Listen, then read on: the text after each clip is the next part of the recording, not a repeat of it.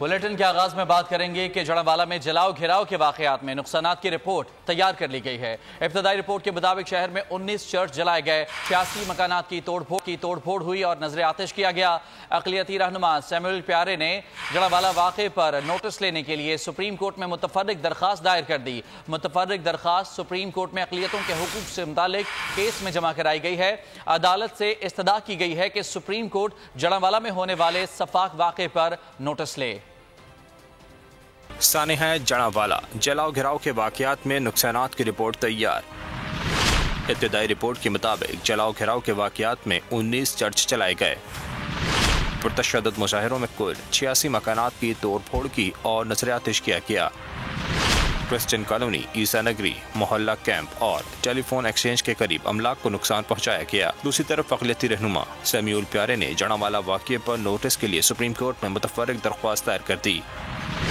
متفرق درخواست supreme court میں اقلیتوں کے حقوق سے متعلق کیس میں جمع کرائی گئی۔ عدالت سے استدعا کی گئی ہے کہ سپریم کورٹ جڑاوالا میں ہوئے سفاک واقعے پر نوٹس لے۔ درخواست میں ان کا کہنا تھا کہ جڑاوالا میں 16 اگست کو مذہبی اوراق سمیت مسیحی عبادت گاہوں کو نظر آتش کیا گیا۔ عدالت درخواست منظور کرتے ہوئے کیس سماعت کے لیے مقرر کرے۔ آپ لوگ اس ملک پاکستان میں آزاد ہیں۔ صحافتی اصولوں پر کاربند بول نیوز نے رکھی روایت برقرار۔ بول نیوز کی جانب سے دیکھنے والوں کو یوم آزادی کی بے حد مبارکباد۔ ملک بھر سے جشن آزادی کی تقریبات بول نے دکھائی اپنی سکرین پر۔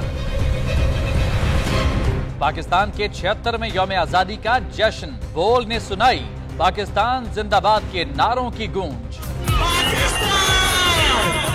بول کی سب سے بڑی ٹرانسمیشن میں پاکستان کا نام روشن کرنے والوں نے دیے قوم کو پیغامات۔ بے پناہ مشکلات کا سامنا کر کے اس ملک کو حاصل کیا۔ آزاد قوموں کو بہت سی قربانیاں دینی پڑتی ہیں۔ 76 واریوں میں آزادی کا دن جوش و خروش کے ساتھ منایا، کیونکہ زندہ باد پاکستان یہ ہے بول کی پہچان۔